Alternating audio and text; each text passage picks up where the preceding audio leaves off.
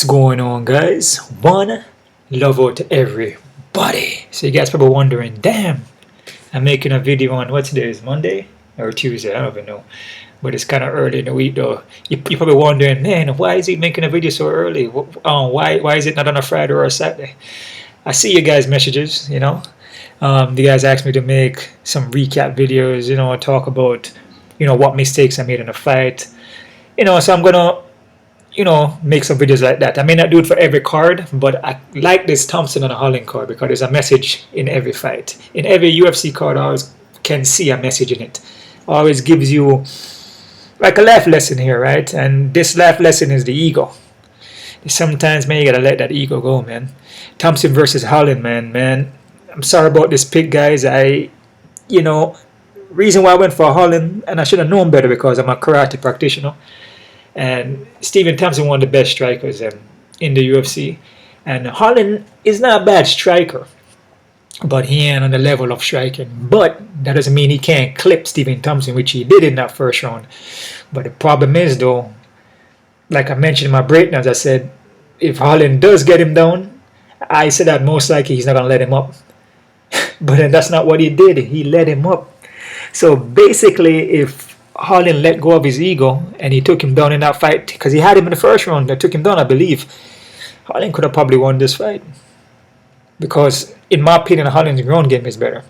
But the problem is that he stand with him for too long, and I believe he broke his arm, and Stephen Thompson just pieced him up, man, like a clinic.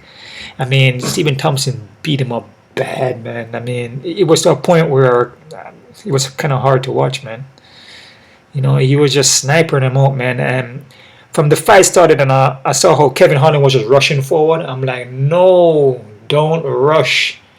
They should not rush, because when you're rushing like that, it sets up openings now because Thompson counterfight. So you're gonna rush right into a straight. I believe it was a straight. I want to say the straight right or the left. But Stephen Thompson was a southpaw stance. Let me see. I want to say the straight right. Yeah, the straight right. He was getting freaking countered by the reverse punch, and I saw it because that's the way how Holland is running him down and swinging wild and leaving himself open. You can't that against a counter fighter. That's what they want you to do. Once I saw that, I'm like, Thompson gonna win this fight. So sorry for that pick there, guys. I should have known better. You know, we all make mistakes like that, and you know, I mean, it was a good fight, but damn, man, I mean, and the body kicks, man. I mean, Thompson pieced him up. I mean, Holland got his hits in there too, you know, because I think Stephen Thompson's face got cut up, he got some stitches, he got his eyes swollen. But I look like his cheekbone probably broken. But it's just one of those fights where, you know, you're dealing with a sniper in Thompson, a good counter striker, you know, a good martial artist, a good karate striker, man. And spinning back, he was showing spinning back kicks, spinning heel kicks. I mean, he was connecting, man. And Holland, he probably never really see that before. He probably never, he has never fought nobody with that kind of speed and precision and striking and technique. Because he went back to his corner and he was like, damn, this guy's fast as hell. I mean, he was just using as target practice, man. That's basically it. He was like a punching bag out there. And Thompson was like, okay, I'm going to hit him with a Mwashigiri. I'm going to hit him with a Yokigiri. I'm going to spin in the heels. I see a spinning back kick there. Let me see what else I see there. You know, I mean, he was looking for, it was easy. He was just tagging him up all day, man. So sorry for that pick there, guys. You know, we all make silly mistakes every once in a while.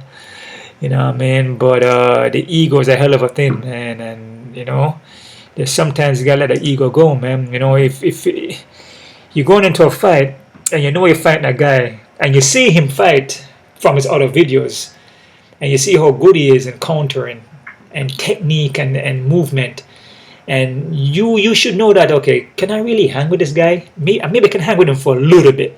But when I see him start to hit me and I'm just seeing, damn, I'm getting hit out of nowhere, I'm going to start going for my takedowns. And his corner told him, his corner was like, yo, this is MMA. It's time to start taking him down now. But it was too late because he already broke his arm. and he's already tired. He already got tagged up so many times that his brain was already rattled. You can tell that he wanted out because it's like, damn, I can't hang with this guy. You know, no shit. The guy, Stephen Thompson, is world-class kickboxer. He's been kickboxing from he was a young kid. He's basically going toe-to-toe with a very, very experienced kickboxer who been training from a young kid and competed all his life in kickboxing. That's what he knows. Holland did some kung fu, and you know, his kung fu, you know, like I said, his striking is good, but it's nowhere on the level of Thompson. That doesn't mean that he can't hurt him and knock him out, because which he did in the first round, but he wasn't able to take him out though. He wasn't able to finish him. No, once you see that happen, you're like, all right, change your game plan. I mentioned that I'm not going to take him down, but shit, this is a fight, and I know, I mean, I've already lost my last fight. No, I know I need to get a win, so just whatever, no, man. But he's like, I believe he let him up twice. So you took him down twice and you let him up. You know, I mean, you basically gave away that fight. You basically gave Stephen Thompson the fight. Because when Holland usually gets you down, the ground and pounds are nasty. The elbows, punches are nasty, but he let him up. And when you ground and pound, bam, bam, bam, hit, you know what I'm saying? It takes the energy off the person, so it kind of wear and tear on Thompson. So most of that sting, most of that time and power is not going to be there because you land some blows on him. So it's like, okay, you know, you kind of take away a lot of the punch and a lot of kicks from him because you have him down on the ground. But when you keep letting him up, he's like, he basically saying, okay, man, you can beat me. I'm going to give you a win here. I'm just going to stand here, make you kick me up and spinning heel kick me and spinning back and then counter me with your punches and break my arm and freaking probably break his rib. You know what I'm saying? He just got destroyed in there. So yeah, it's a lesson to learn there. I know he looked disappointed. I mean, you could tell he's like, damn, I think I messed up here. Yeah, I mean, it's the ego, man. There's sometimes, man, well, not sometimes, man. The ego will get you into problems. Always. That's something that I had to learn too. Sometimes, man, not sometimes. You gotta let your ego go. You gotta get rid of that ego, man. Get rid of that ego, man. It's not about if you're up against somebody that you can tell from the first round. It's like, hell no. This guy is, you know, his counters, his movement, speed. I can't hang with him. Game plan change. This goes for anything, not just fighting or in the martial arts, but martial arts is the way of life, though. So that goes for anything in life. You know what I mean? It's not about, oh man, I'm better than you and standing up. You know, when you are better than you and doing this, when you know that you most likely are not.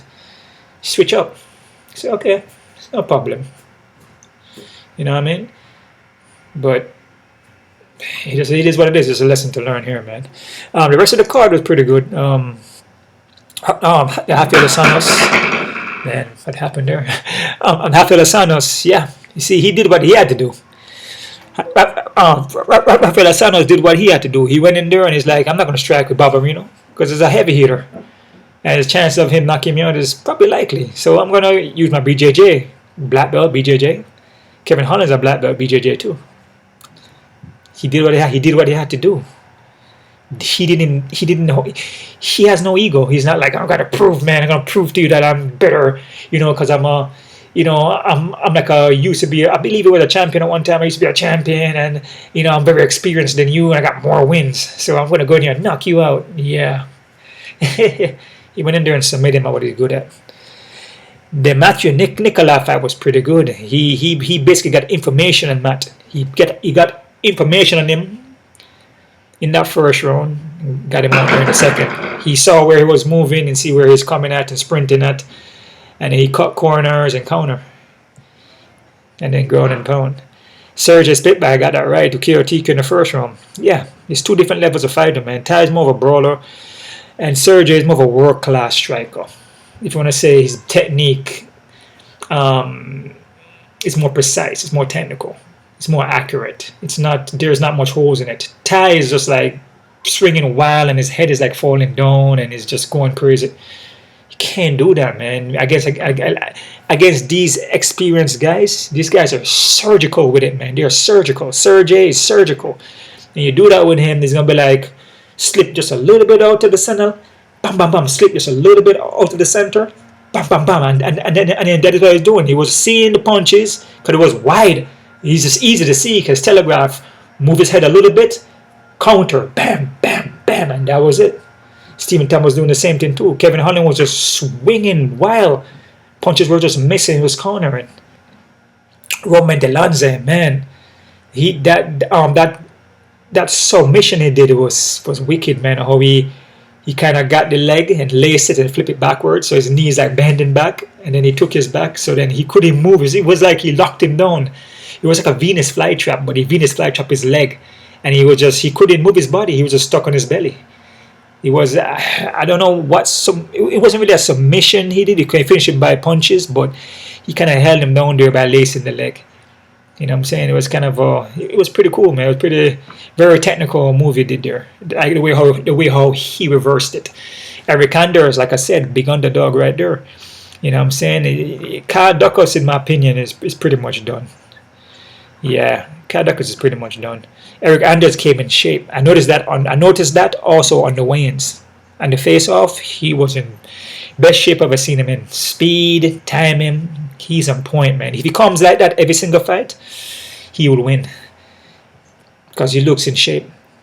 Philip Rowe, close fight. Like I said, with Nico Price almost finished him because of that experience. Philip Rowe hold it together though and came back.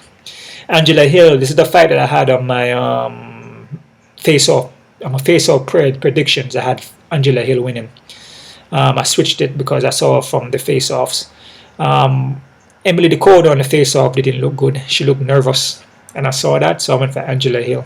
Also experience too, like I said, Angela Hill could win it because of experience also, and it showed. Emily went in there and she was nervous. She didn't even barely throw any punches. So on my face-off predictions, I went 9-5. On my YouTube is 8-6. Like I said, guys, sign up to my face-off predictions because if I see stuff on the face-offs, if I see stuff on the face-off for the weigh-ins, I will make changes. You know what I mean? So sign up for that, man. It's not that much, like $3, I believe, or I believe like there's a $3 one, I believe. No, sorry, there's a $7 and there's a $10, I believe. I have to go back and look, but you know, if I see something, and I did see that with the Hill, I believe Hill was an underdog, and then I switched it. Clay Guida and Scott Holtzman. Clay Guida looked pretty good in there. Most on the condition and the cardio, because Clay Guida has good cardio, and he just out-cardio Scott. Scott ran out of gas. If Scott had the cardio, he would have probably did better. He would have won the fight, but he got tired. And Clay Guida is a cardio machine, so he won this fight on cardio. Michael Johnson, what did I tell you guys? What did I tell you? Michael Johnson would have won exactly how I broke this fight down, exactly what happened. Michael Johnson would have won the fight. Mark Dikowski does not do good against guys who can technically box and can stop takedowns. And Michael Johnson can stop the takedown because he has a wrestling background. Mark Dikowski is not a wrestler. He's known to be a striker. And if he can't take you down and he has to fight a guy who's very technical, he most likely he's not going to win. So this fight, I wasn't super confident at all, but I had a feeling that Michael Johnson would win, and then he wins. This was the next big underdog here. Jonathan Pierce he looked good. Darren Elkins, man. Like I said, it is what it is, man. The guy is pretty much takes a lot of damage, man. He took a lot of damage in that fight again too. So, like I said, it's your choice. Whatever you want to do is your journey. You pick the road you want to travel. I guess either way you go, it's just whatever, It's just that's your destiny. So you do what you want to do, man. Navy. Nathan Levy and Gerano. Yeah, exactly what I said. What happened? Nathan Levy was just way too experienced, way more technical guy. This was kind of like Nathan Levy and Gerano Valdez was kind of like the Michael Johnson, Angela Hill, Eric Anders. You know the thing about this card? It's that this card is set up like veterans fighting, a lot of veteran guys fighting the newcomer guys that's trying to take their spot. That's what this card was. And the only person that dropped the ball was Jack Hammersman. He was the only person that dropped the ball, because he was supposed to beat Roman Dalanzi on paper. Nico Price dropped the ball too. So Nico Price, because Nico Price is more experienced. So this is more like veteran guys. Darren Atkins also dropped the ball. So yeah, so a couple guys here dropped the ball, like 3 guys. Francis Marshall looks very good in the fight, man. And like I said, this fight here, I felt that Marshall could have won too. So you gotta be careful. Like, you know, every time I break my fight stone, I let you know, be very careful and play at your own risk, or do a switch up or whatever. I would tell you exactly what's going to happen on both sides, because sometimes it's difficult, you know, you know what I mean? So you can bracket and you can switch around or whatever you want to do with it. But Rojo, she just didn't look good in that fight at all. And Yasmin got hurt in the first round, but she showed it. She's a more heavier hitter. She can just, eventually she's just gonna walk her down, and that's what she did, because she's a more heavier puncher, and she's a more durable fighter here. Nunes kind of has the movement, and she's technical, but she's not too durable, and she's fighting a woman that has more power. So yeah, so that's basically it there, guys. So that's my little recap there, and this card was about ego, and some people let the ego go, like the SANTOS, and you know, so it's a lesson to learn. You know, if you're gonna, yeah, you agree, yeah, we're gonna stand up, you know, but it's not about, I guess for some people, I guess it's not about friendship. Like, you know, I'm gonna stand up with you, even if you're whipping my butt, I'm gonna still stand up with you. You know what I mean? If you see that he's gonna, if you see that the guy is like way more technical on the foot, and you can't even hang with him at all, everything is hitting you from his toes, his back kick, everything is catching you. You're like, what the hell is hitting me? It's time to switch up the game, man. It's just time to go for takedown. He should have done that. From he got the first takedown, he should have held it there. But hats off to Stephen Thompson. Enough respect going on to Stephen Thompson. Like I said, Stephen Thompson is a man, man. The guy is a good striker, man. There's no doubt about it. Can he fight a good wrestler again, or somebody who would good takedowns? I don't know, man. That's something that you're gonna have to work on, because he can get taken down. Kevin Holland got him down pretty easily, which it looked like Stephen Thompson slipped on that, but still he got down on the ground, and then he never really got back up. He was just on his back until Holland led him up. So if he's fighting like a wrestler or somebody who can grapple, he may have problems, man. I mean, it depends on if he can make those adjustments. You know, he's gonna have to make those adjustments, man. So yeah, so that's about it there, guys. Next card here. UFC 282. Is it UFC 282? Is it? Yeah, you got Bellator also. Oh yeah, I think Jerry dropped off the card, right? Jerry and Teixeira, yeah. Yeah, this card, yeah, some newcomer guys here. Gonna work on this one too, guys. Joaquin Buckley, Chris Curtis is a good fight. Gonna work on this card here, guys. See what's up with this one. Got Chris Daukaus. Oh man, that's the next brother. You got Toporo, and Bryce Mitchell. Should be a good one. Till and Dracos Duplessis. Ooh, Till hasn't fought in a while though. Yeah, Till hasn't fought in a while, right? From 2021. Got a lot of interesting fights here. Yeah, a lot of interesting fights. Wow. Esben Sebastian and Dalsha Lubolia. Oh man, got some tough predictions here too, guys. I can see some underdogs here. All right, so that's about it there, guys. One love out to everybody. Take a quick look at the Bellator. Bellator is also 4 days. Ruffin Stutz and Danny. Okay, this is not a bad fight here. Ruffin Stutz and Danny Sabatino. Danny Sabatello. Yeah, this is actually going to be a good one here, guys. Reference touch on Danny Sabatilo. Magomedov and Patchy Mix, not bad. Liz Camus and Julian. Okay, this is the rematch. Yeah, got some pretty good Cody Law and Chris Lanchino. Got some pretty good fights here. Oh yeah. When is this? Friday? Yeah. Alright guys, so that's about it right there. You guys keep on kicking. One love out to everybody. And